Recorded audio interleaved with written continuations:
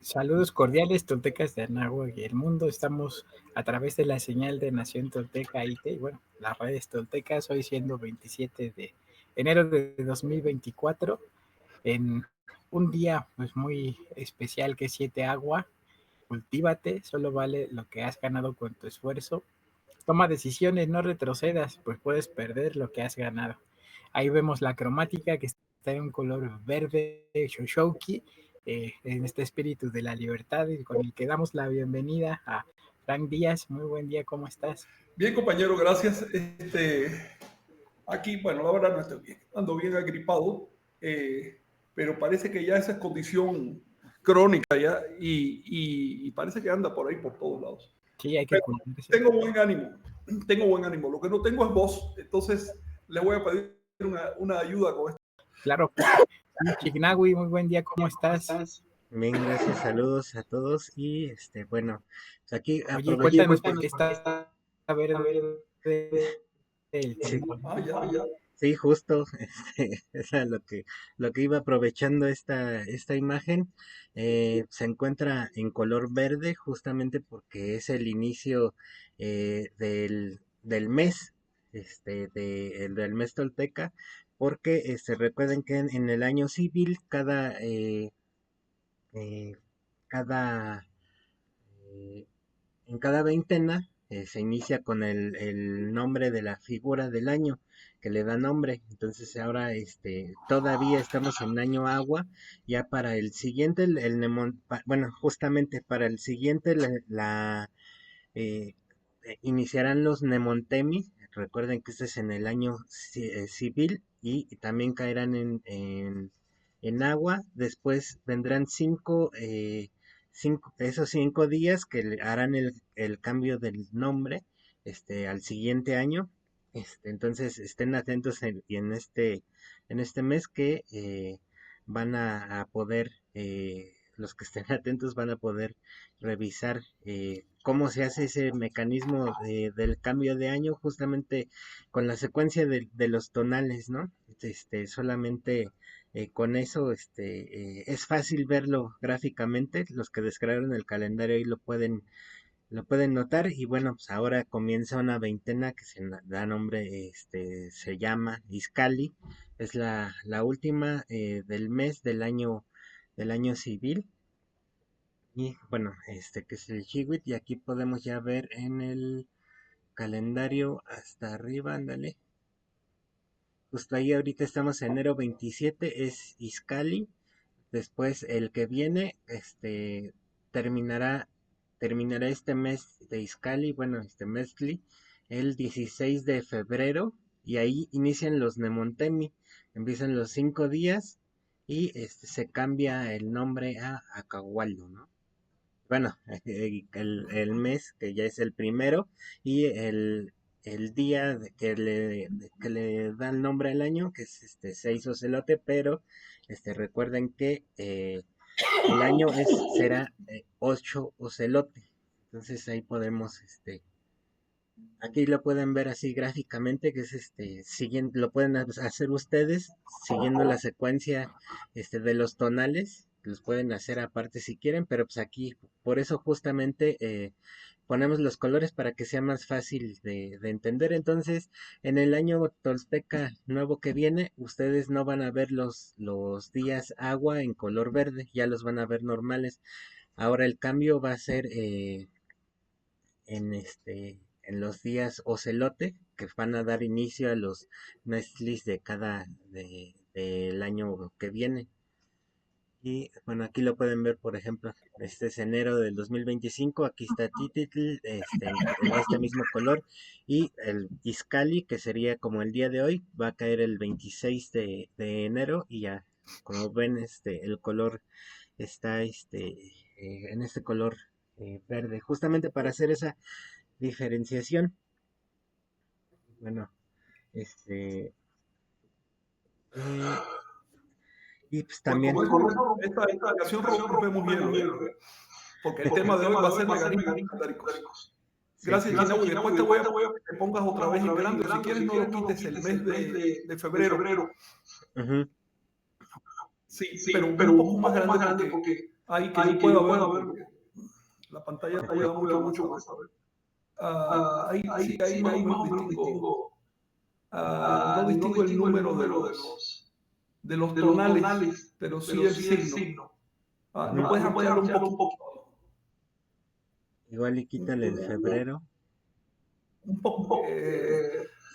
Otro poco más. Bueno, está bien. Así lo veo mucho mejor. Sí, muchísimo mejor. Claro, ahí sí veo los números. Sí. Es que el 1 está casi transparente.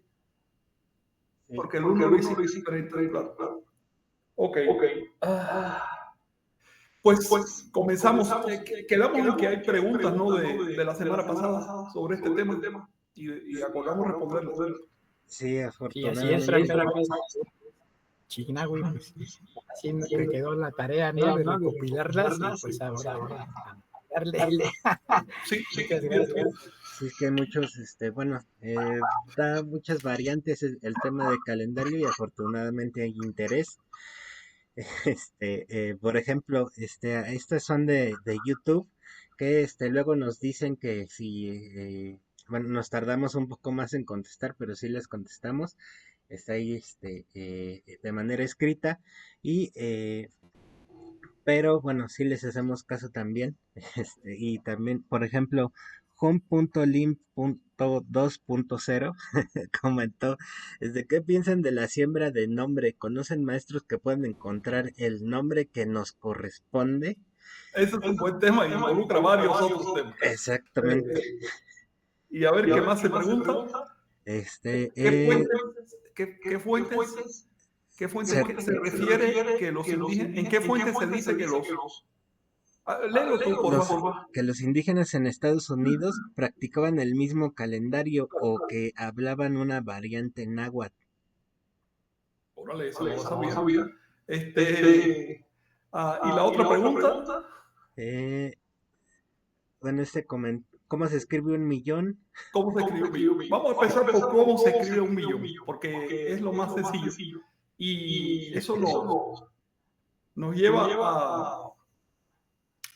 a las matemáticas vigésimales, a la numeración vigesimal. ¿Cómo se escribe 1 millón? En numeración vigesimal.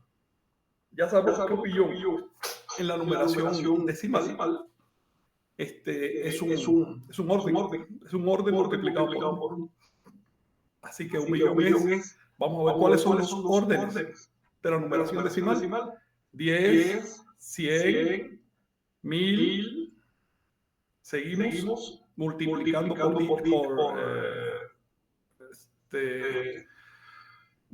seguimos multiplicando por sí mismo. En este caso, el siguiente es millón. ¿Ok? El siguiente es millón. Multiplicando por sí mismo. Aunque aquí hay aquí hay una diferencia con respecto a los órdenes vigesimales. Y es la siguiente. Los órdenes vigesimales multiplican siempre por 20. Son exponentes. Los órdenes exponentes de 20. Los órdenes decimales son exponentes de 10. Esto va generando una diferencia con el tiempo. Por lo siguiente. El primer orden de conversión de cualquier sistema, sea de 10, 20 o del sistema que sea, el primer orden de conversión marca la cantidad de cifras.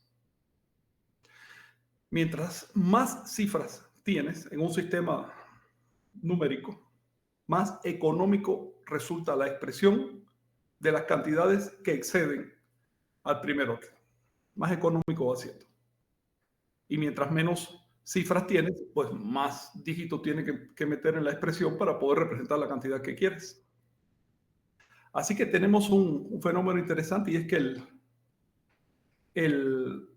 el millón entre nosotros se escribe con 7 unidades. Una para marcar el 1, que multiplica por 1, y 6 ceros, que nos están diciendo 10 a la 6.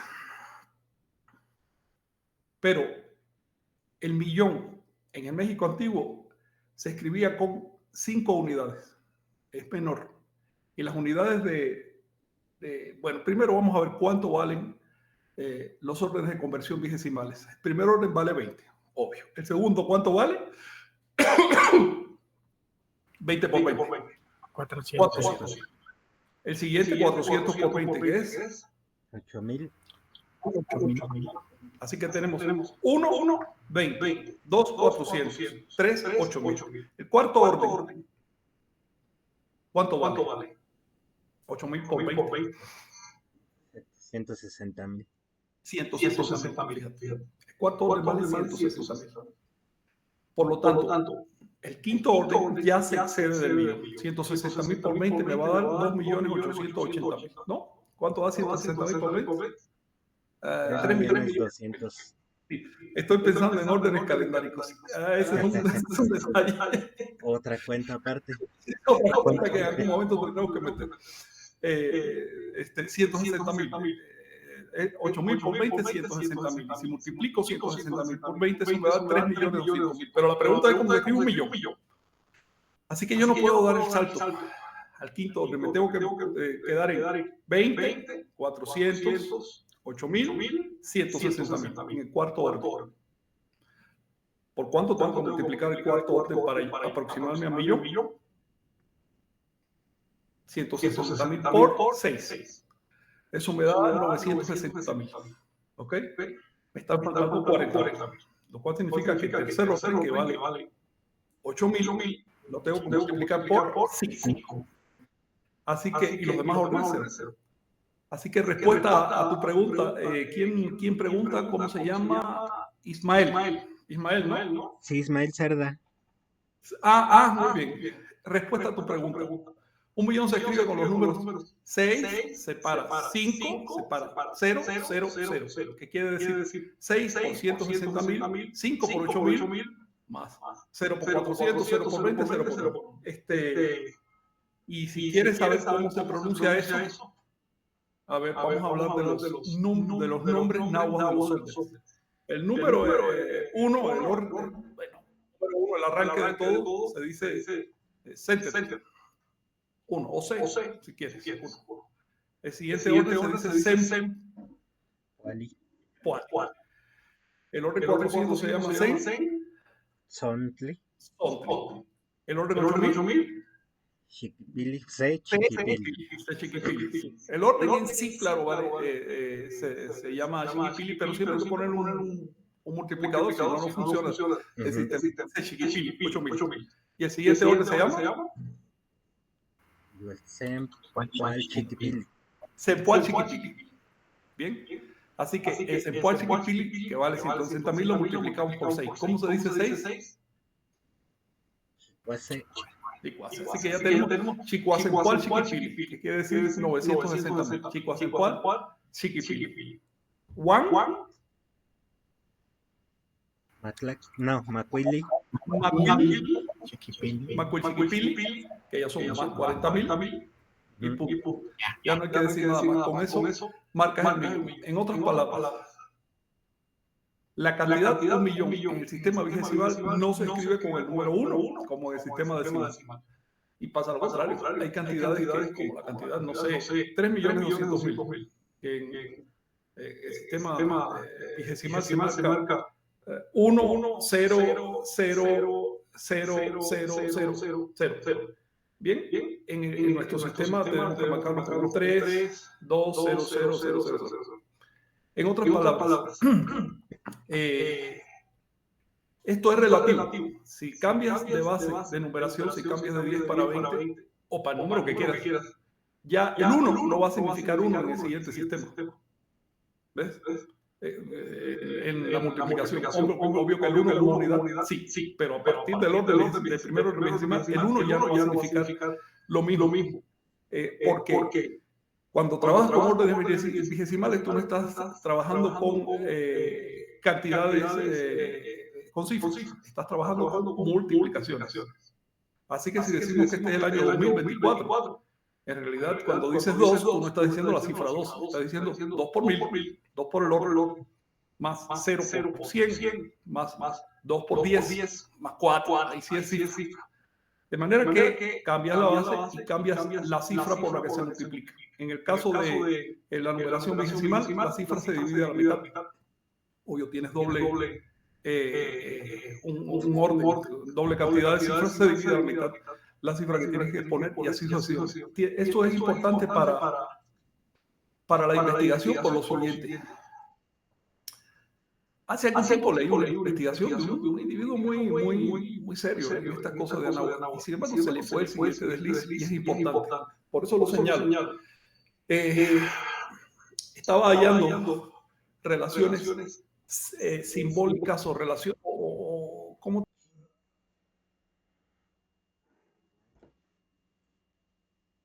Calendario, y encontró que la asociación de una cantidad como, digamos, 52 es literalmente el número 52, y resulta que la cantidad 52 es, mejor dicho, encontró relaciones entre ese 52 y la cifra 5 y 2.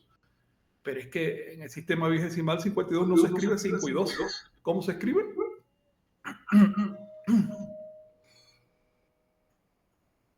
52 en el sistema vigesimal se escribe. Disculpen que les haga las preguntas, pero es que hay que repasar, compañeros. Porque esto hace unos años ustedes pensaban, ya pensaban. Es increíble. Ahí sería usarlo. Son 2 veintenas, ¿verdad? Sí, serían 2 veintenas, que serían 40. ¿Cuántos nos faltan para 52? 12. China, ¿por qué tú no te animas si das algún cursillo de matemáticas, hombre? Sí, porque sí es necesario. Mira, sin pensamiento vigesimal nos podemos meter en un problema al investigar Anáhuac. Primero, porque no vamos a ver lo que hay realmente ahí. Vamos a ver las asociaciones decimales, vamos a decir cristianas, occidentales, pero no lo que realmente hay ahí. Por ejemplo, en el caso del número 52, ahí la cifra que marca es 2 o 5. Así que si quieres hallar relaciones simbólicas entre cifras, te tienes que ir al simbolismo del 2 y al simbolismo del 12. Nunca al simbolismo del 5 y después al simbolismo del 2. Es decir, y si sigue subiendo de números todavía se complica más.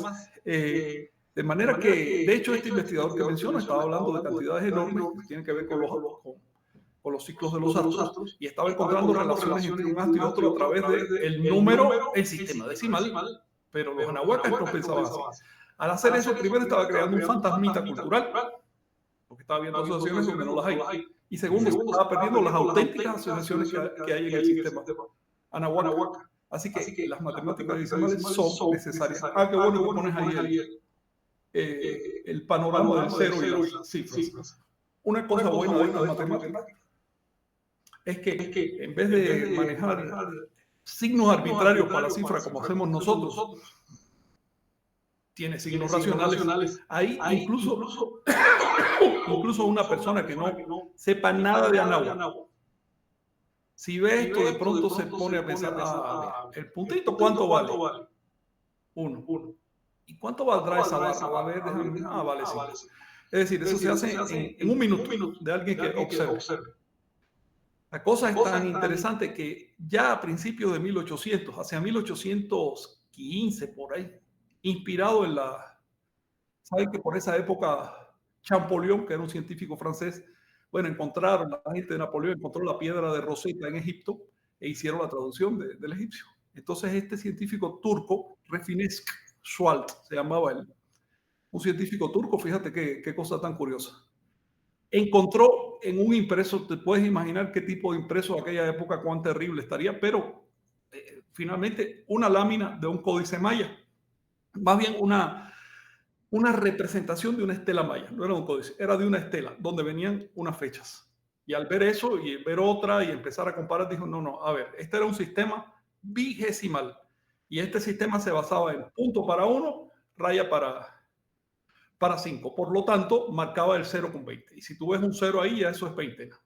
Es decir, estamos hablando de inicio del siglo XIX, 1800, muy temprano, y ya un individuo que vivía en Turquía, que no sabía nada de América en ese momento, ya después se hizo investigador, se dio cuenta de este asunto. Es tan obvia la lectura de las cifras, de los guarismos de las cifras mesoamericanas, es decir, de sus signos. Es tan obvia que esto los niños lo aprendían en la escuela el primer día de clases. No era como los niños actuales que tienen que estar, a veces están 6 años en la escuela y todavía no saben leer. Dios mío. Y lo digo en fin. pasamos por la escuela y nos da trabajo, porque el sistema de numeración, de representación de cantidades que nosotros tenemos es muy imperfecto, es arbitrario. Imagínate, tú pones un número 2 y eso qué diablo significa, eso es un gancho con uno, ¿y eso qué? Y pones el número 8 y son 2 circulitos, ¿y eso qué? A mí, ¿qué me dice eso de la cantidad 8? Es totalmente arbitrario. En cambio, si tú pones una barra y 3 puntos, hasta el niño más lento va a decir, coño, esto vale 8. En otras palabras, todos los niños en Ahuaca aprendían el primer día a numerar. Ya después se iban por la calle y con piedritas y palitos empezaban a construir números o a dibujarlos en el polvo y eso. Y así iban aprendiendo. Esta forma es tan eficiente que deberíamos pensar en incorporarla. Los investigadores suelen verlo como algo primitivo. Mira, puros palitos y puntitos. Pero eso es porque los investigadores piensan en términos primitivos. Los matemáticos se darían cuenta, coño, mientras más simple la expresión en su representación y en su lectura, más eficiente la matemática, ¿no? Bueno, Sí. el otro asunto que podemos ver ahí es que hay unas reglas de composición de las cantidades. Esto tú lo explicaste muy bien, Chinaui, en tu curso. Y es que si tú tienes palitos y puntitos y tu máxima composición, es decir, la cifra 19, tiene 3 palitos y 4 puntitos, de ahí sacamos una regla. Y es una regla que se cumple siempre, que nunca tiene excepciones. Y es, los puntitos se acumulan hasta 4, los palitos se acumulan hasta 3, por lo tanto la cifra mayor va a tener 3 barras, que son 15, más 4 puntos que completan 19. ¿Qué pasa a la cifra siguiente? ¿Qué pasa al número siguiente, al 20? Pues en el 20 doy un salto de orden. ¿Cómo escribo el 20 entonces? Con 1, sem, puali. 1 y el 0, que se lee puali. Si yo escribo 1, 0, 0, eso ya se lee sem, sontli. 1, 0, 0, 0, se, chiquipili. Y así sucesivamente. Los órdenes son los siguientes por si a alguno de ustedes les interesa. Los órdenes, digamos, de la numeración cotidiana, común, eran 6. Sempuali, Sensontli, Sechiquipili, Sempual Chiquipili, Senson Chiquipili y Sempual Son Chiquipili. Esa cantidad Sempual Son Chiquipili ya tiene el valor SEM de 64 millones. Por supuesto, puedo decir Pompual Son Chiquipili, Yepual Son Chiquipili, Naupual Son Chiquipili, Macual Son Chiquipili, así hasta 19. Y llevo la cantidad de 1.280 millones menos 1. De manera que este sistema, que era la numeración civil cotidiana, bastaba para cubrir todas las necesidades de aquella sociedad. No nos metamos en otros temas, sino las necesidades, digamos, de pago de salarios, movimiento de gente, censos de personas y demás. 1.280 millones ya es bastante. Claro que para hacer astronomía eso apenas es el comienzo. Para hacer astronomía tú necesitas cantidades astronómicas. Y para eso existía un sistema paralelo que hace un rato me confundí y hice una multiplicación por el sistema paralelo, pero eso lo estudiaremos en otro momento. Y si hay que tener muy claro, los dos son sistemas finesimales, pero la multiplicación es un poquito diferente y con esa diferencia se arreglan muchísimos fenómenos astronómicos, es decir, es fácil medir los astros y por eso hicieron esa excepción. Eso lo estudiaremos más adelante, pero por lo pronto creo que quedó claro que la cantidad de 1 billón se escribe 6.5.000. Muchas gracias. Sí, y una cuestión importante, si quieres escribirla en términos decimales, el 6 se escribe barra punto y tienes que dejar un espacio para escribir la otra barra. Yo en un trabajo que hice, se me unieron las dos barras, o no le dejé espacio, a lo mejor el diseño me lo comprimió, y resulta que de pronto parecía que decía 11, así que hay que tener mucho cuidado. 6 por 180.000 más 5 por 8.000. No es 6, no es 11 por 8.000. Entonces esos son detalles a considerar. Adelante. Sí, Frank, también como pues nos comentaban, ¿no? En este caso, estas cifras de punto y barra pues, suelen asociarse de forma equivocada, que son cifras que inventaron los mayas, ¿no? También es de llamarla... sí, qué buena observación, sí, platícanos. Sí, porque, por ejemplo, los mayas pues tan sofisticados eran que tenían también su equivalente con este tipo de jeroglíficos, bueno, que equivalen justamente a cifras numéricas, Ahí, como vemos. estas son las cifras de cabeza, ¿verdad? Sí. Sí, Déjame ampliar esto todo lo posible. Porque, sí, la vamos a... sí, son las cifras de cabeza mayas. Si hablamos de numeración maya, esas son las cifras mayas, ¿ok? Las de punto y barra no son mayas, son de todo el Anáhuac. Platícanos tú, Vicente, que estabas hablando de eso, porque eso ha generado un equívoco. Sí, exacto. En ese sentido, pues este sistema también tiene sus orígenes previamente con los olmecas, ¿no? Aunque pues también atribuir, bueno, se atribuye justamente la creación del calendario, este sistema vigesimal a esta cultura madre, pero tener en cuenta que pues también son conceptos como artificiales, ¿no? No se llamaban los olmecas propiamente así, eran como los mexicas hace 500 años se referían a ellos, ¿no?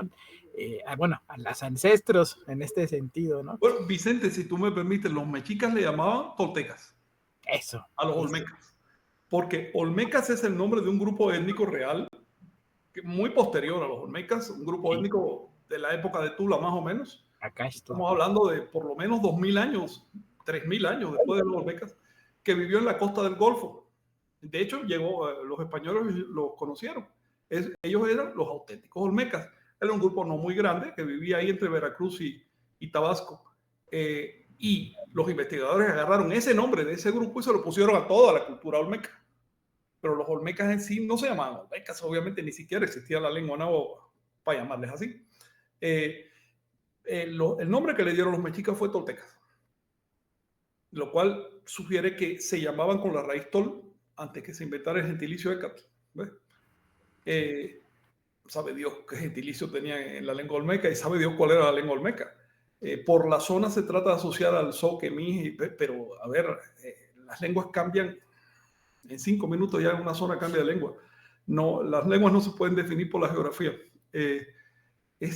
¿Quién sabe qué lengua hablaban los olmecas? Un investigador, Christian se llama él, creo, afirma que era antepasado del náhuatl, por los signos que dejaron.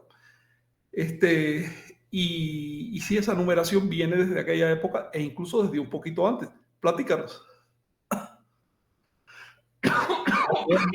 En ese aspecto comentábamos de la importancia, por ejemplo, de la zona de Guerrero, ¿no? En Acapulco, donde se han encontrado justamente ese monito con una estrella.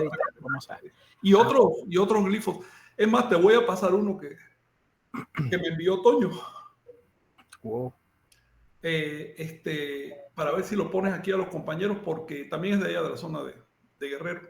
Sí, con gusto. Y bueno, mientras se las colocamos, pues tener en cuenta, por ejemplo, estas estelas, la 1 y la 5 de Cobá, que tienen nombres, bueno, tienen unas cantidades enormes, ¿no? También, que nos costaría trabajo nombrar, ¿no? Como en estos órdenes en Chiquipil y demás, porque es bastante extenso y justamente tiene esta connotación, ¿no? De referirse justamente a estos conceptos divinos, a estos conceptos que pues van a marcar pues toda esta, o sea, en Anáhuac, desde los olmecas hasta los mexicas y en la resistencia, pues, se ha utilizado el calendario como emblema de unidad cultural, ¿no?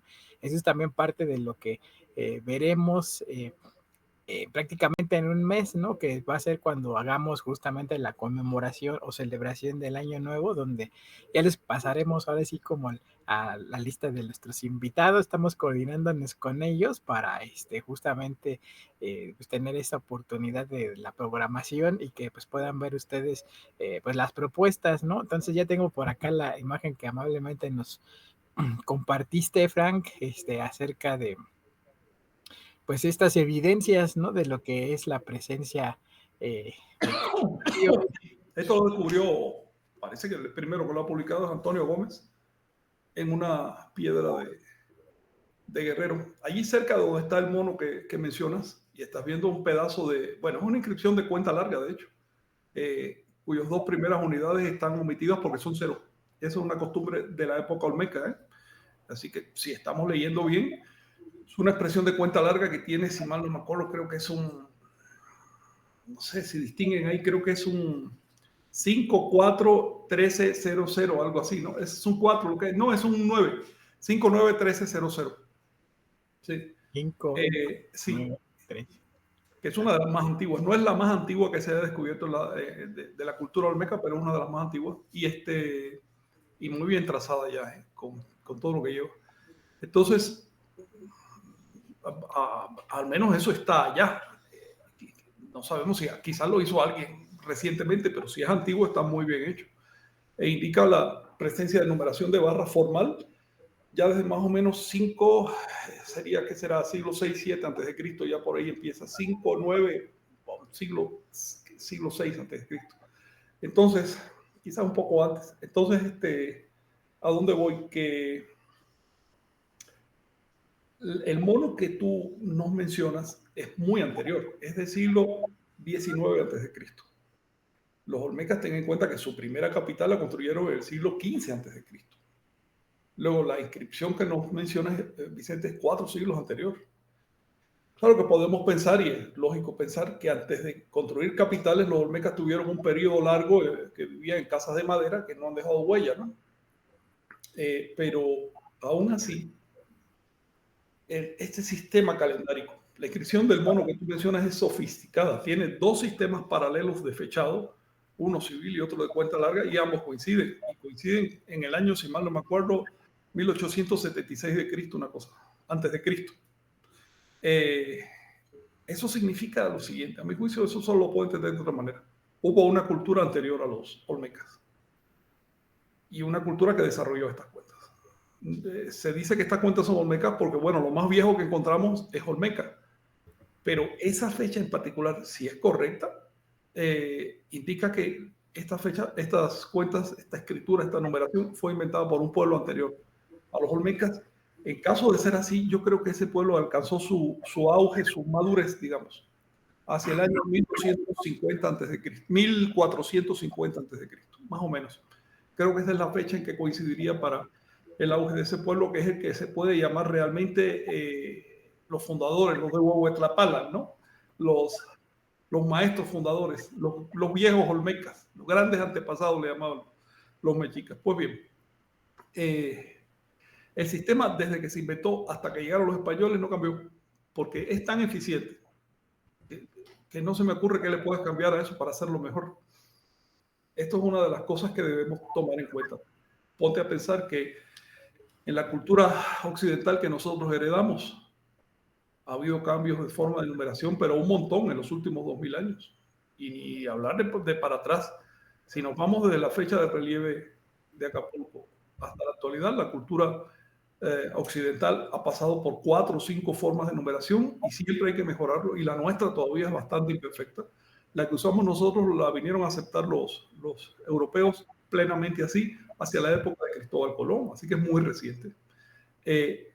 Antes se usaba un sistema que era el romano, que es extremadamente imperfecto.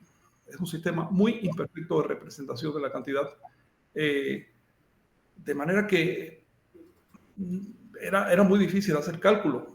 Entonces no pasaba a la población.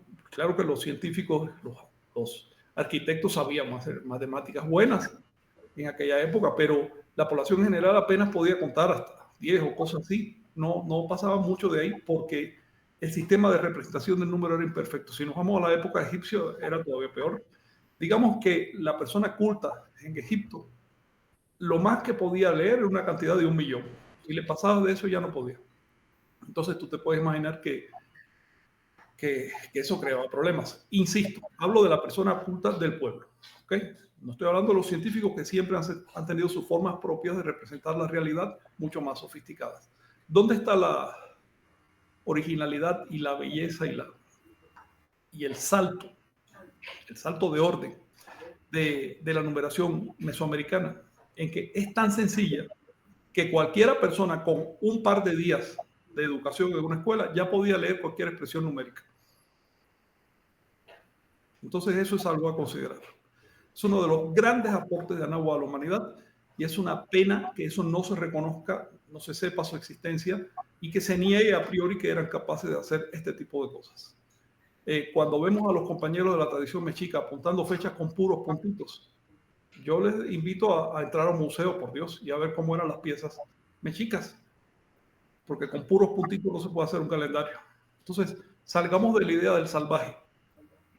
Veamos la fuente, veamos las evidencias, salgamos de la idea del salvaje, que es una idea colonial, y atrevámonos a aceptar el hecho de que Anáhuac era una sociedad culta, pulida, y en el caso de las matemáticas, una sociedad científica. ¿Alguna cuestión más? Ahí en el Museo de Antropología está muy clarita una pieza, a menos que digan que la inventaron ahí, no sé, los mayas para hacer que nos confundamos y tiene un 13 Acatl, pero con todo el estilo mexica, eh, y bueno, pues, obviamente fue ahí encontrado en Tenochtitlan, Claro. es absurdo negarlo, Mira, lo que bueno, pasa es que esta imagen de salvaje que pinta puntitos se implantó en la población mexicana durante 500 años. Y ya en el último siglo se expandió a todo el mundo. Así que en todo el planeta vas a pensar antiguos mexicanos salvajes que hacían puntitos. Y cuando una persona de la tradición neomexica que no ha estudiado, pero que quiere, porque ama sus raíces, quiere representarlas, es que es muy difícil que se salga de esa sugestión. Entonces tiene que hacer un salvaje desnudo que pinta puntitos. Es una cuestión de tiempo, educación e insistencia. Y por supuesto, también es una cuestión de aprender matemáticas decimales. Todo el que ha aprendido estas matemáticas sabe perfectamente de qué se trata, porque una vez que ya conoces estas guarismas y estas formas de representar los órdenes, vas a un museo y ves la pieza y lo lees sin problema ninguno. Y les voy a decir, es mucho más fácil aprender matemática decimal que, por ejemplo, aprender a ver, yo no sé escribir en esta cosa. Veo que lo demás a mí me da mucho trabajo. Es mucho más fácil aprender las matemáticas decimales que a escribir en un celular. En otras palabras, no hay pretexto para no saberlo. no, y es una obligación porque también pues es parte de esta, o sea, de la cultura muy importante porque, bueno, al aprender eh, los órdenes de posicionamiento, podemos ver cómo marcan la cosmovisión. Por ejemplo, marcan la cosmovisión porque el primer, digamos, las cifras simples marcan el ámbito humano, hasta llegar a los 20, ¿no? De hecho, Zempantli era una, El orden humano. exacto. El orden humano. Ya el primer orden es el humano. Las cifras que hay detrás, si tú quieres asociarlo, marcan lo natural. Pero ya cuando lo natural se organiza, Zempantli, ¿qué quiere decir Zempantli? Una bandera, pero es Es decir, como batallón, ¿no? O algo así. Bueno, para ellos 20 personas, sea un batallón militar o de trabajo o la organización de un barrio, 20 personas, 20 adultos. Zempantli. Así que dices uno y ya estás diciendo 20. Una bandera, 20. En otras palabras, los números te dan lo amorfo, las cifras, disculpen, te dan lo amorfo, mientras que el primer orden de organización Pantry te da lo humano. Continúa, por favor. Sí. y después algo muy importante, al llegar a los 400, hasta en los mitos los ven reflejado, es el Tzontli, bueno, Tzontli, es esa retícula, celeste, por ejemplo, pero que ya refleja desde, bueno, aquí vemos la manta de Tezcanicuili, que va desde, bueno, es una relación fractal, porque si, bueno, aquí pueden ver el número 19, está, si le trazan una retícula, es el orden, de máximo de, de, de elementos, exacto, de espacios a llenar y más no se puede. Entonces, esto mismo se refleja en el orden superior de los 400, bueno, en todos, pero en el 400 es el que le da el orden al cielo. Sí. Pon un ejemplo de por qué se asociaba el 400 con el cielo. Es ya el orden de las estrellas, es una forma de organizarlo, como es vigesimal. Por ejemplo, no dividían la esfera terrestre en 360 grados como nosotros, pero ellos sí, ¿Lo dividían en cuánto? en 400. 400 grados. Es decir, el cielo era una retícula de 400 grados. No es hipotético, esto quedó en las fuentes. Sí. Es decir, el 400 es el cielo nocturno, sin duda ninguna. Y además, incluso a las estrellas le llamaban los censos Wisnawa, los censos Totosti, los 400 del norte, 400 del sur, del este y del oeste. Porque a simple vista podemos ver aproximadamente 2000 estrellas. Entonces tenemos 400 para cada rumbo, 400 en el centro. Y así que el número 400 estaba bien marcado con el orden celeste. ¿Y qué más? A ver. Y mira, bueno, también haciendo una comparación con, como lo muestra Mauricio Orozpe, el orden de los humanos es el punto, sería el punto que serían los 20. Después lo extiende a una línea que es el 400 y después lo extiende al sacarle volumen, como nosotros occidentalmente lo hacemos, al hacer un cubo, por ejemplo, y llegamos al orden del 8000. 8000, que es 20 por 20 por 20, cubo. Exacto, entonces también es aprendes matemáticas, aprendes en los órdenes. ¿Qué significa el 8000? Ya tenemos que el 20 es la sociedad humana, el 400 son las estrellas y el 8000 ¿qué es? Lo divino. Lo divino. El 8000 se asocia con lo divino. Es impresionante. ¿Y por qué se asocia con lo divino? ¿Por qué tú crees? Sí, es lo que está justo, bueno, aquí como vemos las constelaciones, esas estarían en el orden de los 400. Constelaciones 400, estrellas 400, orden cósmico celeste, de las estrellas, en fin, del mundo físico, eso es 400. Sin embargo, aquí busqué un texto maya que les quiero leer. Está en el libro de Ritual de los Backups, capítulo 13, verso 30. Déjame ampliar esto un poquito, se lo voy a leer. Ahí, sí. Dice, está hablando de un niño que nace, que es el profeta cuando viene a la tierra. Le llaman el niño celeste que va y demás. Es todo muy simbólico, ¿no? Y dice, salió el fruto de la señora de las 9 colinas, es decir, del inframundo. 4 días permaneció encerrado, luchando en la matriz, hasta que salió el fruto de los 8000 dioses. Cuando los 8000 dioses le hicieron respirar. ¿Por qué se asociaba el concepto de lo divino? Además, con toda claridad, para evitar discusiones, se lo voy a leer en maya. Dice, Tik-u wish humpik tiku, es decir, 8000 dioses. Así de sencillo. Ti bin shotukal tumen humpik tiku. Así. Humpil tiku quiere decir literalmente 8000 dioses. No hay manera tampoco de decir que Q sea energía o algo así. Están asociándolo con un número muy concreto. Es decir, las 8000 energías empieza a ser como que demasiado estirado. Está hablando de Q, la palabra Q, que es la misma que le aplicaron después a los dioses cristianos. Indica un estado de divinidad y de eso están hablando las fuentes. ¿Por qué se asocia entonces el 8000 con lo divino? Ya tú lo mencionaste, ya tú mencionaste por qué, Chinahue. Oh, Vicente, no te oigo. Sí, perdón, en esta pieza olmeca, por ejemplo, está el sacerdote de la serpiente emplumada, que tiene una bolsita que también se corresponde con este orden Chiquipili. Exacto, es impresionante. El sacerdote se llama prácticamente o tiene la bolsa del 8000. Ya por ahí empezamos a entender por qué. ¿Por qué se asocia con lo divino el 8000? Sigue, Vicente, por favor.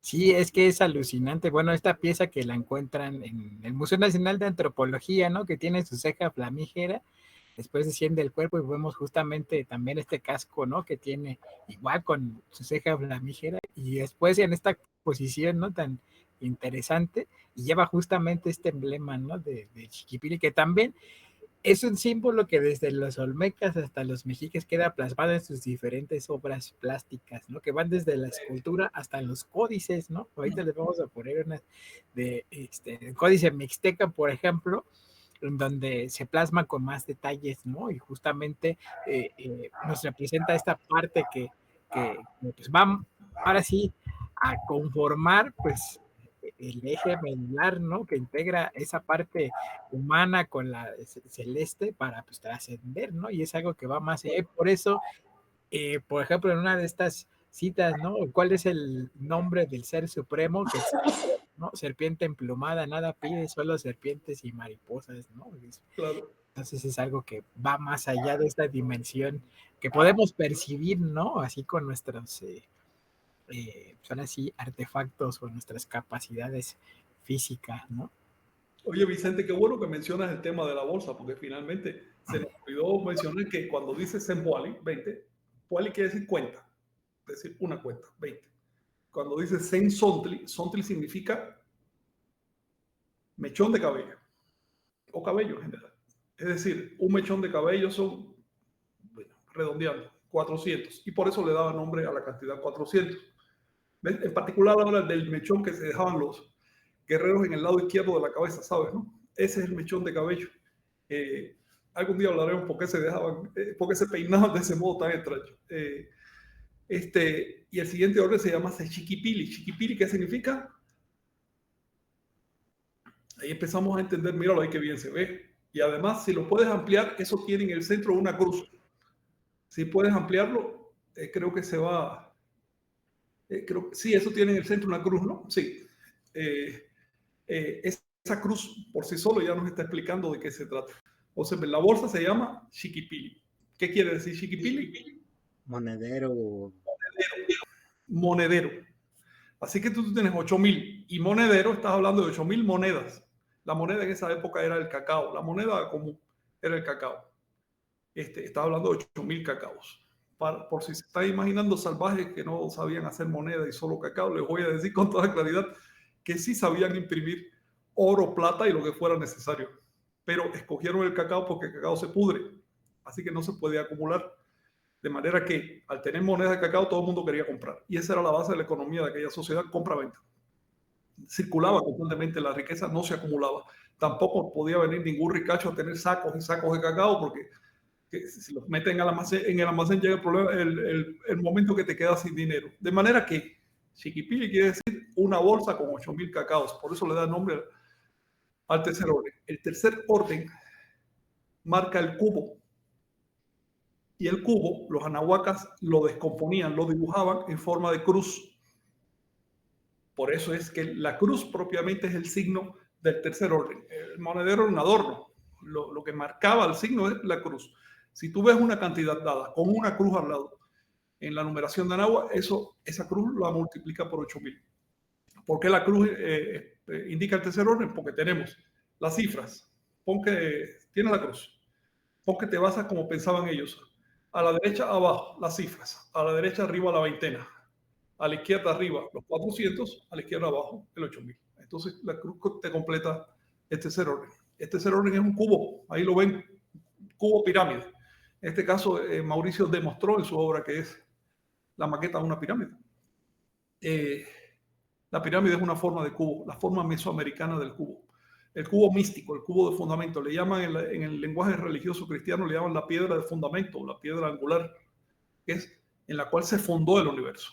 Ahora no es tiempo de filosofar, pero los anahuacas a esa piedra le llamaban la pirámide de fundamento, que es la pirámide del orden cósmico. Oye, increíble todo lo que se puede decir de una pregunta de cómo se escribe 1,000,000. Gracias, Ismael. Sí, y aparte, en ese sentido, ¿no? La relevancia de la cruz que, o sea, por la imposición, por la evangelización, inquisición, persecución y todo, pues eso sí es lo que es católica y no. O sea, algunas de estas representaciones son anteriores, ¿no? A la época de Cristo. Y pues actualmente pues siguen sus cultos, ¿no? También como con los mayas Cruzop, que se llaman así justamente en alusión a esta cruz parlante, ¿no? Ahorita me acordé justamente de cuando fue la presentación de tu libro, Frank, del último avatar de la serpiente emplumada, el último avatar de Quetzalcóatl, allá en Polanco, cuando fuimos al Museo de Antropología y en plena pandemia, y que fuimos con los hermanos mayas ahí con don Cornelio, y también con el juez, ¿no? Maya, que justamente cuando fueron al museo y apreciaron la pieza de la cruz de Palenque, ¿no? Que pues, también nos dejó pues, con la boca abierta, ¿no? Porque empezaron a hablar y empezaron sí, a mí me impresionó mucho eso, Vicente, cuando lo vi.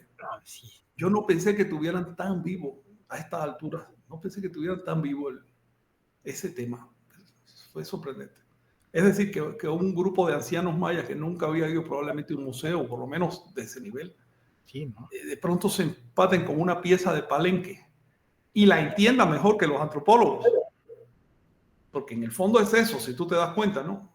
Sus caras eran de emoción, de gozo. No era simplemente que observa fríamente un objeto arqueológico para ver qué significa. No, sus caras evidencian que estaban entendiendo la pieza. Luego la estaban funcionalizando, que es algo que todavía no entiende la arqueología ni la antropología oficial. Estaban funcionalizando la pieza.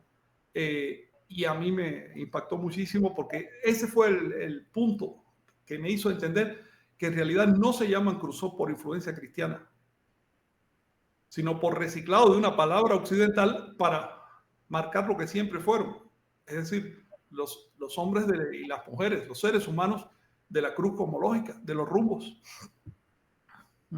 Ahí te envié unas imágenes. Ah, sí, las están mostrando, Chinawi. Estas son de Norteamérica.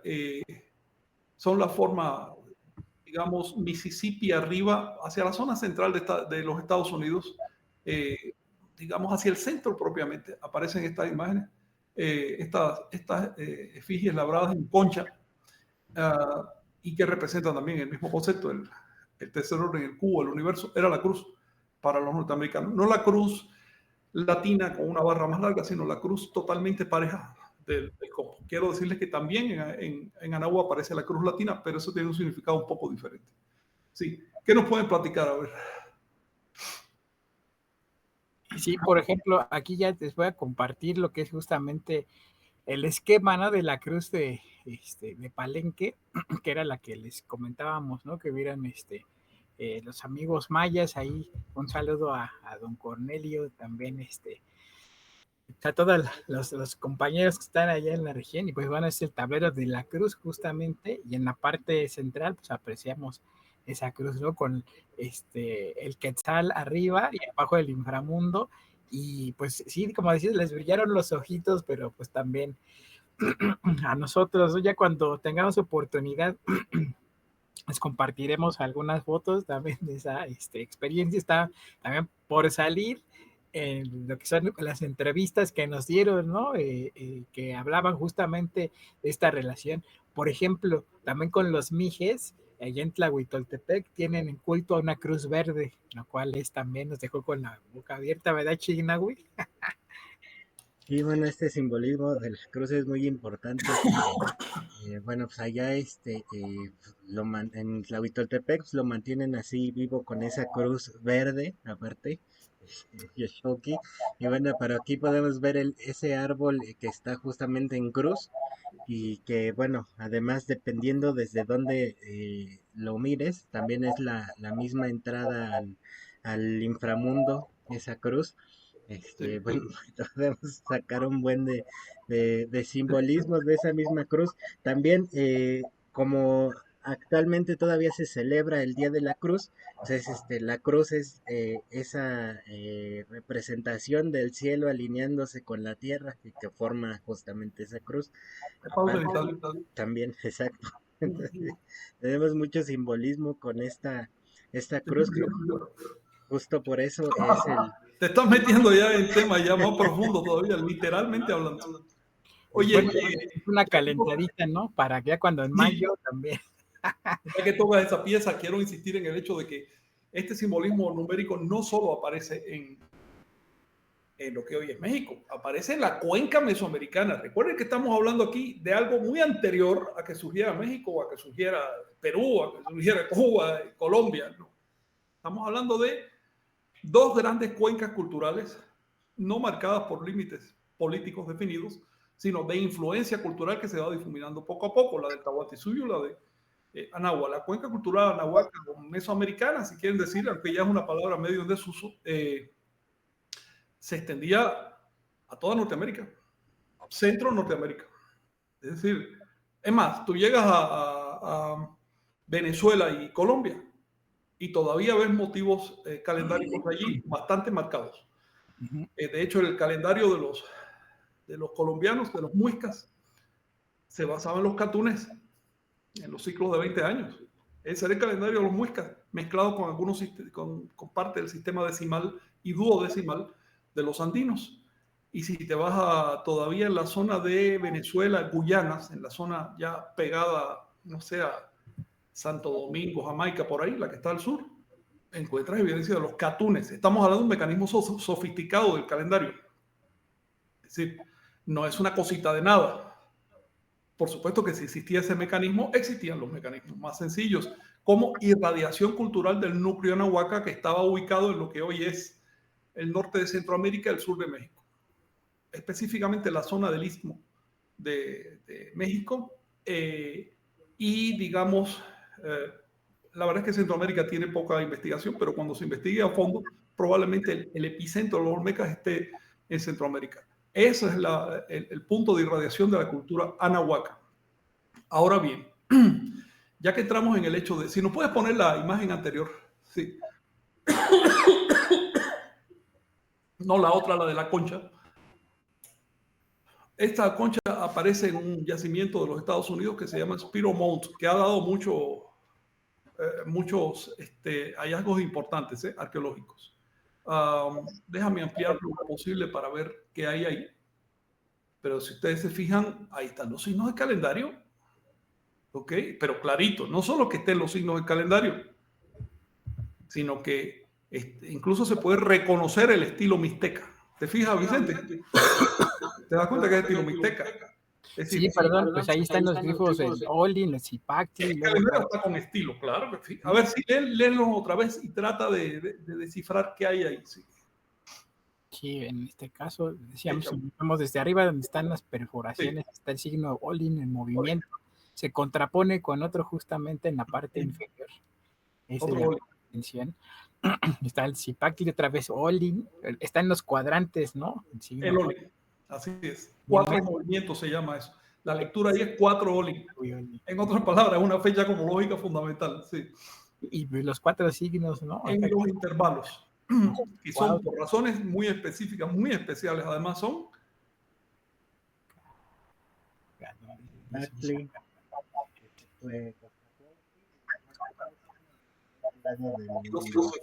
¿Ves? En otras palabras, esto responde a la pregunta de Unity, dice ahí, que dice, ¿en qué fuente se refiere que los...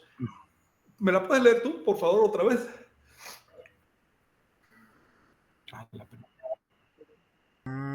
Ya. Sí, home.lim. No. Esa es otra. 360-Unity. ¿Qué fuente se refiere que los indígenas en Estados Unidos practicaban el mismo calendario o que hablaban una variante náhuatl?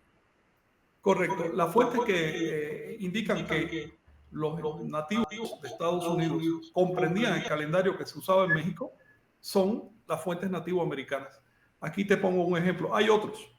Este es tan claro que, bueno, por eso lo escogí, pero incluso a falta de tú te puedes dar cuenta que entendían el calendario. También lo dicen algunas fuentes de México, que los líderes es decir, los gobernantes de los pueblos del norte, a sus hijos los mandaban a estudiar a México.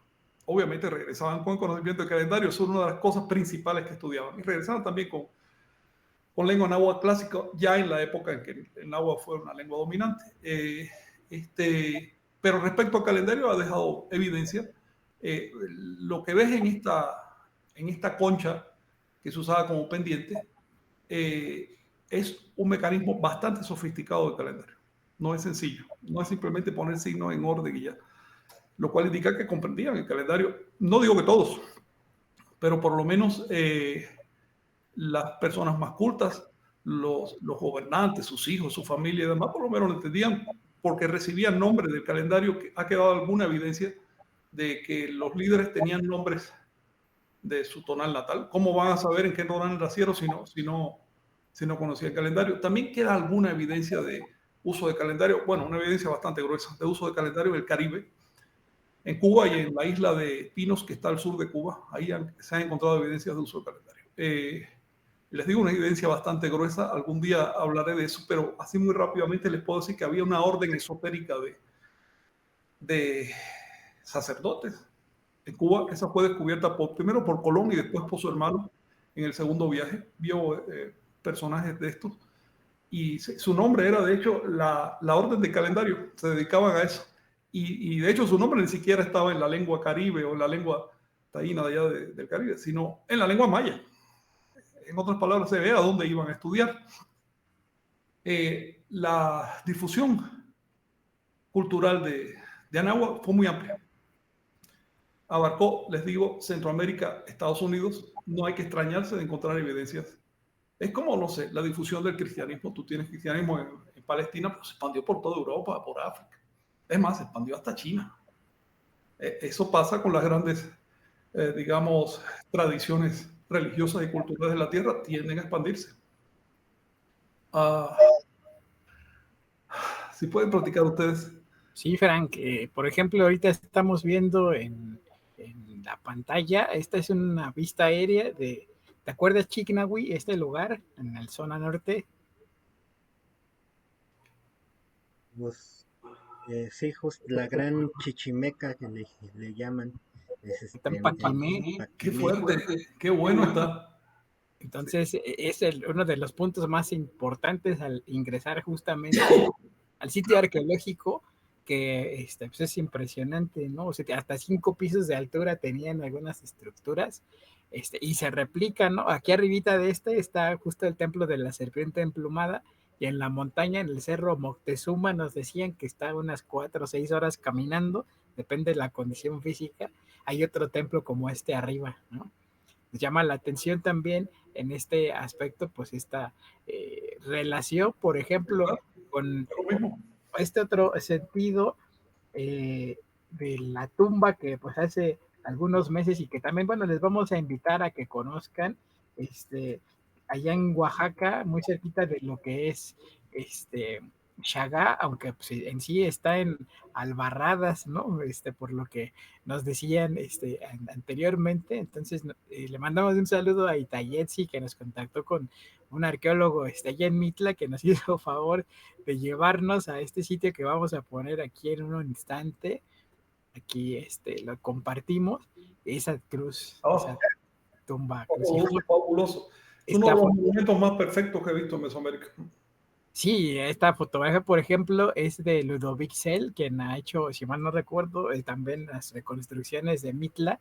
Ahí vemos arriba, en la parte superior, pues, la Vía Láctea, ¿no? Aquí un dato importante, y eso que también, pues bueno, les invitaremos, yo creo que va a ser en abril. Vamos a pasar ya la calendarización de las fechas con los recorridos y actividades presenciales. Por ejemplo, justamente en línea recta desde la cruz, atrás de esta montaña está Yerbelagua, que pues más que ser, bueno, unas cascadas petrificadas, era un observatorio astronómico, ¿no? Y llamar la atención, aparte de las salinas, tiene una función ritual. Y allá arriba, en la cima de la montaña, se llama Liobá, y hay 9 pirámides enterradas. Entonces, también es parte de lo que nos vamos a documentando. Igual tenemos que bajarle a las carnitas y demás, acondicionarnos, pero bueno, ya le tenemos las indicaciones para sumarse. Y pues bueno, como decías, Frank, esta dimensión que nos compartiste, ¿no? Y también, pues bueno, varios mapas allí a través de IT o Nación Tolteca, va más allá de esta concepción, como por ejemplo con los olmecas, ¿no? Que nos decían, ¿no? La zona nuclear olmeca, La Venta, San Lorenzo, Tres Zapotes, y cuando vemos, pues hay presencia olmeca y figurillas, por ejemplo, en todo Costa Rica hay unas piezas alucinantes, ¿no? Hay en Guerrero, hay en Morelos, hay en Chalcatzingo, conforme más se va haciendo investigación allá se va más se extiende, sí, es impresionante. Cuando yo estudié estas cosas, cuando empecé a estudiar estas cosas, se decía que los olmecas eran exclusivamente de la zona de Veracruz, Tabasco, y si acaso se empezaba a aceptar Guerrero. Ahora resulta que son de todos lados, incluso exceden lo que hoy es México. Porque no se trata de un pueblo étnico, se trata de una religión con un estilo cultural, con una forma de representar las cosas. Los olmecas eran muchos pueblos con diferentes lenguas, era exactamente igual que lo que fue después Mesoamérica, pero en una etapa muy anterior, miles de años antes. Una cosa importante a tener en cuenta es que ese quincunce de la gran Chichimeca que nos muestra Bueno, pertenece a una zona cultural que se llama Aridoamérica. Aridoamérica incluye las naciones del norte de América, es decir, Apache, Sioux, todo lo que tú quieras. Eso es Aridoamérica realmente. Bueno, estrictamente hablando es la zona de desierto donde se creó la Gran Chichimeca y las culturas del norte, pero su influencia fue hasta Canadá. Esta pieza que acaban esta pieza de concha donde se ven las figurillas, la anterior donde se ve la de Spiro Mount, donde se ven los signos mesoamericanos, esa pieza está al norte, ahora ponnos el mapa. Sí, el mapa como está al norte, no sale ahí, es decir, está bastante al norte de la raya de corte de la imagen. Con eso usted se puede imaginar el área de difusión de la cultura. E insisto en lo siguiente, es muy fácil difundir un motivo como ponte a meditar porque tú eres budista o arrepiéntete y salva, te bautiza. Eso es muy fácil. Ahora, transmite un motivo calendárico cosmológico. Eso ya requiere estudio de matemáticas, estudio de cronología, comprender por qué ese motivo te puede ayudar a entender el universo. Astronomía, por supuesto.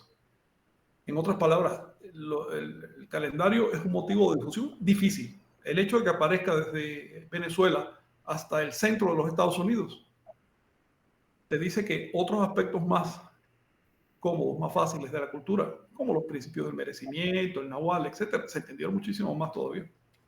Eso es algo que los investigadores tienen que entender, ¿ok? No es especulativo. Las culturas se expanden y si les dan milenios se expanden muchísimo. La falta de evidencia no es evidencia ausencia. Si buscas con una comprensión apropiada del fenómeno cultural, vas a encontrar la evidencia. Hacer una tesis, hacer un monumento de explicaciones sobre falta de evidencia no es ciencia, es anticiencia. ¿Alguna cuestión más? Muy bien, pues igual si quieres, perdón, Chignawi, algunas preguntas para cerrar. Creo que aquí quedó otra, Unity, que dice evidencia de que hablaban una variante náhuatl. No, los nativos de Estados Unidos no hablaban una variante náhuatl. No, a ver, vamos a entender esto. La cuenca de las lenguas náhuatl, o las lenguas que se llaman utoaztecas, o yutonahua también se llama, es muy extensa y va desde Centroamérica, desde Nicaragua, en la actualidad puede que incluso un poquito abajo, puede que desde Panamá en tiempos anteriores, hasta Canadá, por la parte del Pacífico. ¿Ok? Esa es la cuenca donde se hablan las lenguas del grupo utoazteca. Las lenguas utoaztecas no son náhuatl, ni náhuatl, ni ninguna de esas. Son un montón de lenguas con las mismas raíces, emparentadas, como decir francés, español. El hecho de que las raíces del francés sean las mismas del español no quiere decir que el francés sea español. Entonces, no, en Norteamérica no se hablaba náhuatl, se hablaban en la parte del Pacífico, algunos pueblos hablaban lenguas, no variantes, sino lenguas completas de la misma cuenca utoazteca, la misma rama. Digamos que hay un tronco de lenguas que se llama indoamericano y tiene una gran rama que se llama lenguas utoaztecas.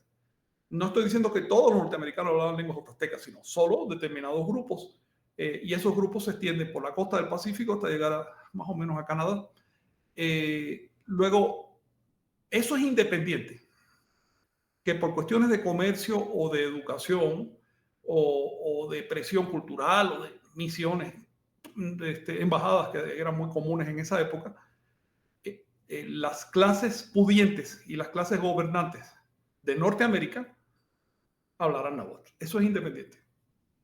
Es decir, que el gobernante de un pueblo mandara a su hijo a México y regresara a este chavo hablando náhuatl y la familia entendiera la lengua náhuatl, no significa que ese pueblo hable náhuatl. Solo es una cuestión ya coyuntural, ¿no?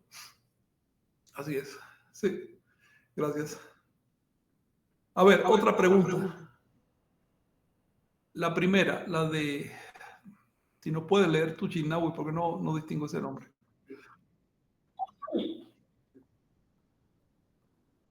¿Qué piensan de la siembra de nombre? ¿Conocen maestros que puedan encontrar el nombre que nos corresponde? Correcto. Mira, aquí regresamos al origen de esta ponencia. Son dos preguntas. Primero, la siembra de nombre. Así como los A ver, los judíos tienen una ceremonia de recepción del menor que practican, por lo menos en tiempos bíblicos, se practicaba a los 8 días de nacido el menor. Fue una institución, según ellos, dictada por Dios, que les dijo, a los 8 días debe circuncidar al niño y con ese acto queda integrado al grupo social. Es una ceremonia de recepción de menor. No quiere decir, por supuesto, que el menor ya con eso adopte la religión judía, ni nada de eso, ni que concuerde, ¿no? Porque es un nené. Solo significa que el grupo lo está adoptando a él.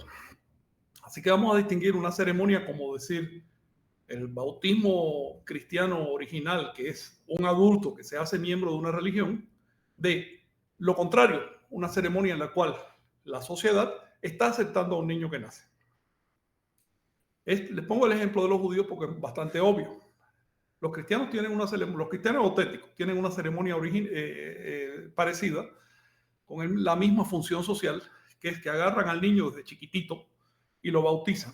Con ese bautismo, el niño está siendo reconocido por la sociedad como un ser humano.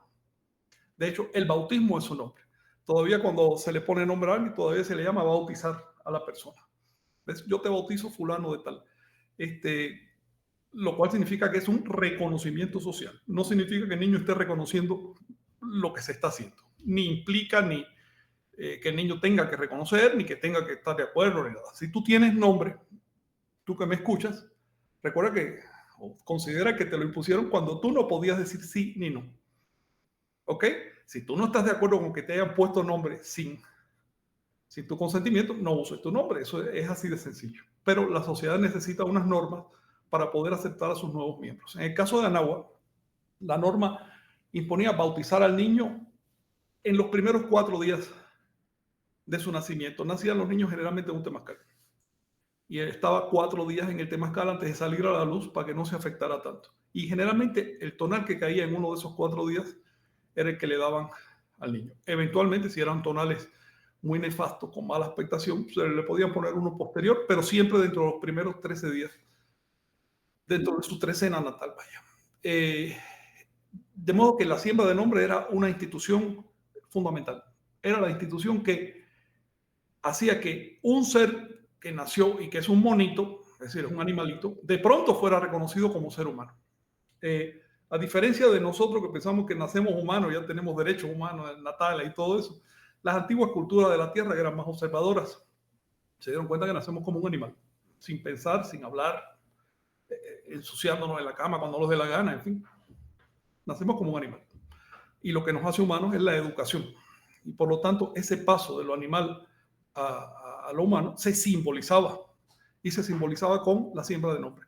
La siembra de nombre era un rito de atlachinoli, es decir, un rito de agua y fuego. En realidad el niño se exponía a los 4 elementos. Se exponía a ver, te lo voy a poner en el orden así más o menos. Se exponía al viento a través de una caracola que se tocaba o de una trompeta, algo que se tocaba, o un silbato también a veces. Y con eso se estaba anunciando a la gente que estaba fuera del temazcal que había nacido el niño y se estaba simbolizando el aliento del niño. Así que el silbato es el aire. Digamos, era recibido por la tierra a través del contacto de la mano del sacerdote que lo estaba bautizando. El contacto era la tierra. El agua era el agua con que lo bañaban, ¿ok? Pero se simbolizaba todavía más porque se asperjaba. Se le asperjaba agua en los ojos, eso representa el elemento agua, y después de asperjarle el agua, casi inmediatamente, se le pasaba un sahumador, se le sahumaba, y eso representa el elemento fuego. De esa manera el niño quedaba recibido por los 4 elementos. Después de eso el sacerdote lo levantaba en alto, o el oficiante lo levantaba en alto, y lo mostraba a cada uno de los 4 rumbos y hacía una invocación particular. Todo esto se conserva. Afortunadamente quedaron varias fuentes que tratan sobre la recepción del recién nacido. Lo más importante está en el Códice Florentino, es un tratado, tendrá que será como 100 páginas, dedicado en detalle a los temas de gestación, cuidado del niño en su formación, recepción del niño, la ceremonia de bautismo, hasta ahí, ese tratado. En cuanto a las palabras que se pronunciaban, también quedaron en varias fuentes. Eran con variantes, no era una fórmula rígida, según el pueblo le daban énfasis a esto o al otro. ¿Por ¿Por qué se marcaba al niño con agua y fuego? ¿Por qué la ceremonia se llamaba agua quemada o atrachinoli? Porque cuando tú te mojas, sobre todo mojas los ojos y la boca, y al mismo tiempo hueles humo, se despierta un reflejo terrible, un reflejo muy fuerte. Digo terrible en el sentido de que es inevitable, no se puede evitar. Vienes de la época de los anfibios. Los anfibios fueron los primeros animales que salieron del agua y cuando tuvieron que aprender a las malas que el olor a quemado huye de eso y vuelve a meterte en el agua. Entonces, el olor a quemado todavía hoy, el humo, nos pone en alerta. Una persona no se duerme si de pronto huele humo. Así que si tú olor a quemado, no te da sueño, al contrario, te disparas. Y si eso lo asocias también con estar mojado en el rostro, el resultado se multiplica. Al hacer esto, en el momento en que sacas al niño a la luz, en el momento en que escucha los sonidos así en amplio por primera vez y demás, marcas nítidamente el momento natal.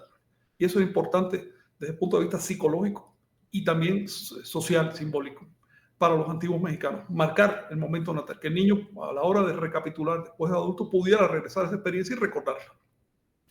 Hoy no hacemos nada de eso porque hemos perdido esas tecnologías, ¿no? Pero es tiempo de recuperarlas. Son tecnologías con un enorme sentido. Ahora bien, esto responde a la primera parte de la pregunta. ¿Qué pensamos de la siembra de nombre? Es una ceremonia necesaria para socializar y es una ceremonia muy conveniente para la vida psicológica del niño. Con esto no estoy diciendo que es una ceremonia mágica que resuelva las cosas, no. Simplemente es algo que se puede hacer y que tiene sus efectos. Ahora, ¿conocen maestros que puedan encontrar el nombre que corresponde? Mira, la pregunta implica cuál es la forma correcta de llevar este calendario. ¿Cuál es la correlación correcta del calendario? Chinahui, si nos hicieras el favor de poner en grande el mes de febrero. Sí, el mes de febrero, porque de este año, para ejemplificar, ¿no? Sí, pero en grandecito para que yo pueda apreciar los números, que es lo que me importa. Mira, vamos a hablar del tema básico del calendario, del pilar del calendario civil. El pilar del calendario civil es la cuenta continua, corrida de los tonales, sin saltos. Nada de días fuera de tiempo, ni de que me sobra esto y por lo tanto me doy un salto y sigo después. No. O tampoco, como dicen algunos grupos de tradición, no es que esto no me los cuento, pero lo voy acumulando. No, nada de eso. La base del calendario, para que puedas entenderlo, es la cuenta continua. Un día viene detrás de otro, los días no dan saltos. Y el calendario refleja ese hecho natural. Aquí lo vemos en este diseño de Chinahui. Vemos que termina una veintena en el día 15 de febrero. Termina la veintena llamada 13 conejos. ¿Ok? Y al día siguiente empieza los 5 días de Nemontemi y no da ningún salto. El primer día de Nemontemi se llama 1 conejo, 1 agua. ¿Por qué? Porque 1 viene después de 13 y agua viene después de conejo. Y empezamos a contar los Nemontemi, que son 5 nomás, que es 1 agua, 2 perros, 3 monos, 4 hierbas, 5 cañas, y después empieza la primera veintena del siguiente año. ¿Dónde? En el siguiente día, en el siguiente signo, que es 6 ocelote, porque ocelote viene después de caña y el 6 viene después de 5. En otras palabras, no hubo la menor cuenta aparte ni ningún rollo con eso. Es simplemente cuenta continua. Si así lo haces, todas las fechas te van a coincidir. Todas las fechas van a concordar. Si lo cuentas aparte, las fechas no te van a concordar porque lo estás haciendo mal. Entonces, ¿cómo distingues a una persona, a un tonalpouque, que realmente te esté dando la fecha natal tuya o de tu hijo? ¿Cómo lo distingues? Si sabe manejar el calendario. Y para eso tú tienes que comprender el calendario. Si te encuentras a un tonalpouque que te dice, yo lo hago así porque así me lo dijo un viejito que vive, olvídalo. Si te encuentras una persona que dice, mira, yo estudié en tal lugar y estudié tales fuentes y demás, bueno, eso tiene un poco más de credibilidad.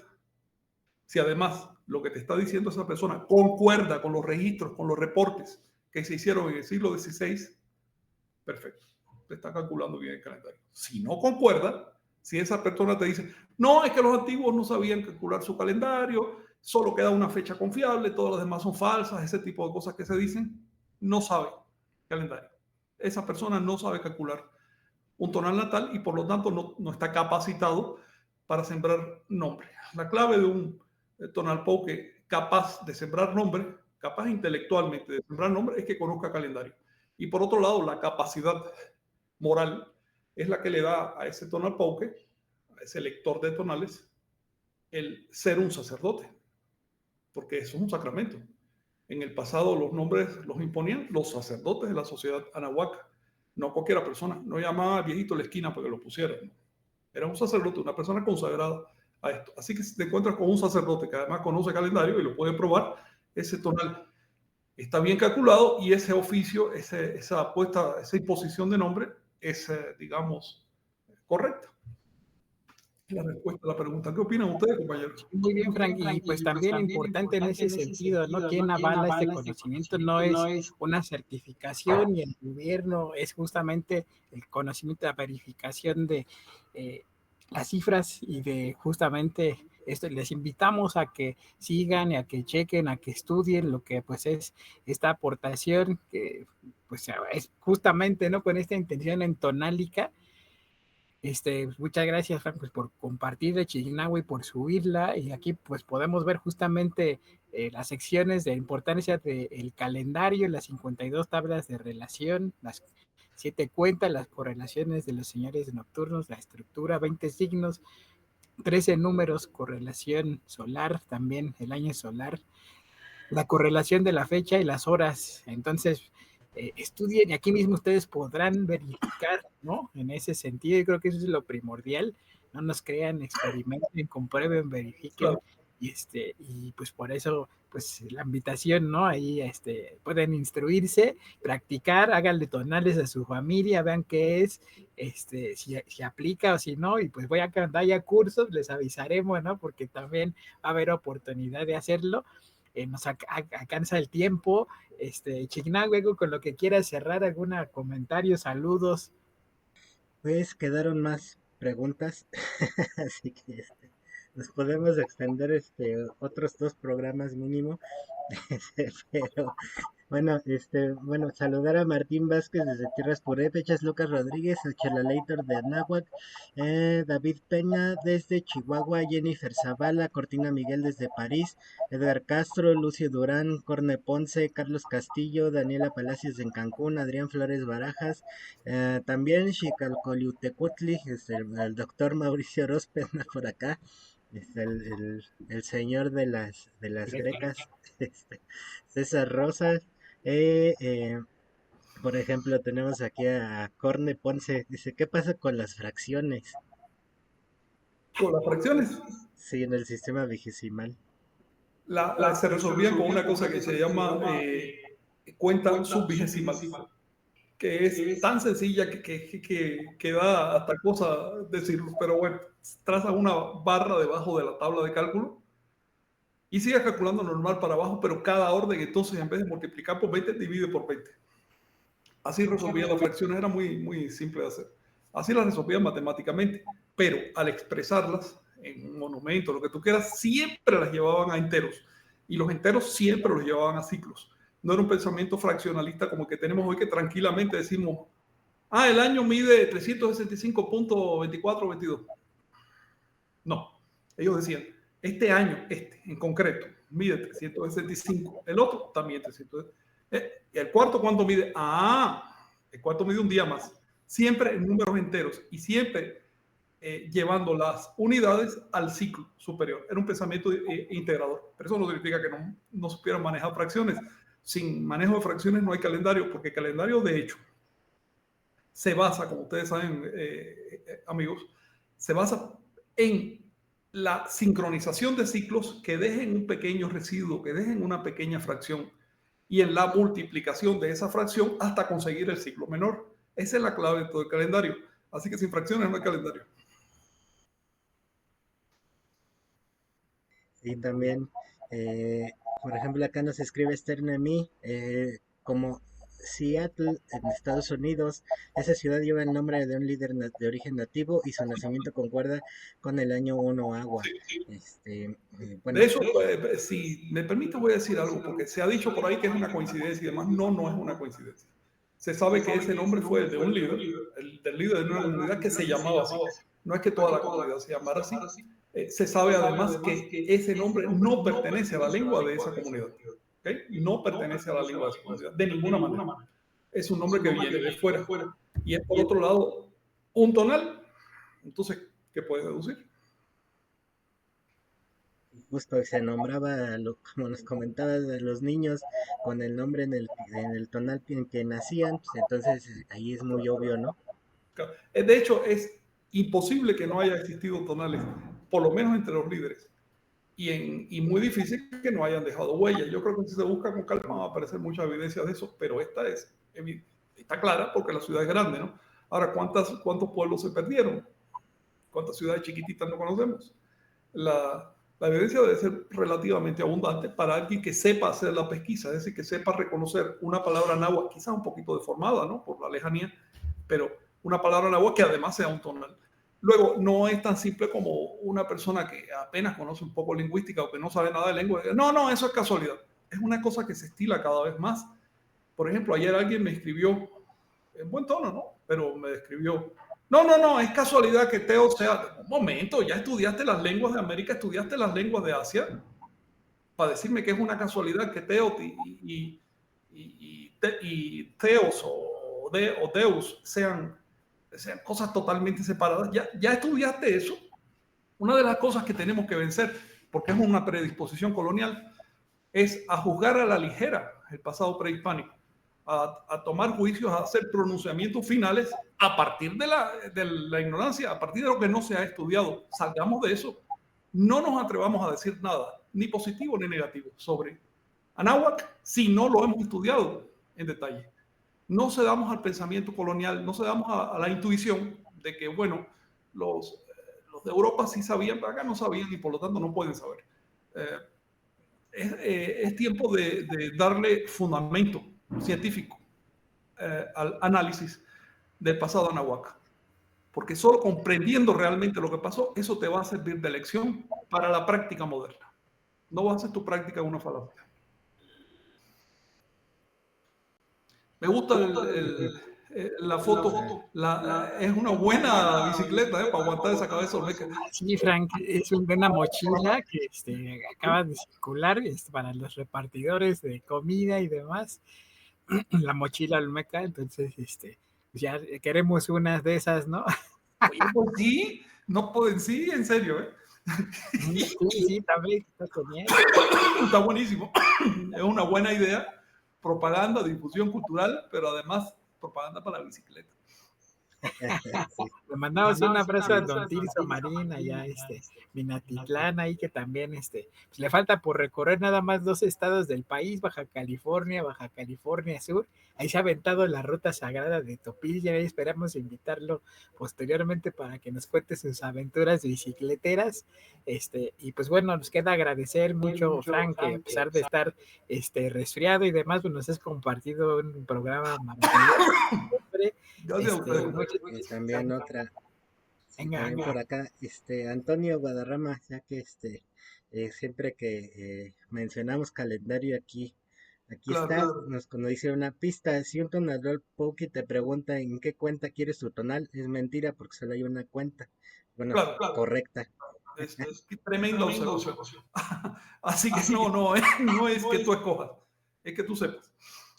Exacto, y bueno, también para saber, los invitamos a que entren a su grupo de calendario tolteca. Justamente ya hay varias personas que con sus demostraciones les enseña a descubrir cuál es la cuenta, ¿no? Que justamente está basada también en tu investigación, Frank, de la ecuación de Tenochtitlan. Ahí van a poder experimentarlo por ustedes mismos y bueno, ese está en el grupo Calendario Tolteca en Facebook, se pueden unir y ahí le escriben a Antonio. Y bueno, también él nos comenta que hoy es un día importante porque es el día del cargador del año Hap. del hub. Órale, estamos al 27 y se repite el cacador hoy. Sí, es que Antonio está encontrando las asociaciones. Eso es tener ganas. Sí, qué bien, Antonio, gracias. A ver si participamos en algún sabatino, porque de aquí hasta fin de febrero van a estar dedicados a temas calendáricos, de diversos aspectos. Sí. Oye, pero me encantó la mochila cabeza, ¿eh? Si después me puedes mandar las fotos, porfa, a ver si investigo dónde si las venden o qué. Sí, la pasamos, la posteamos ahí en NT también, y ya también nos ayudan si saben quién las vende, quién está haciendo, porque le vamos a encargar varias. Sí, pues muchas gracias, Chignahui. ¿Algo más? Cerramos. Sí, ya agradecerles a todos y bueno, este iba a ser un programa más cortito, pero nos extendimos. El tema merece, fíjate. Pues nos encontraremos.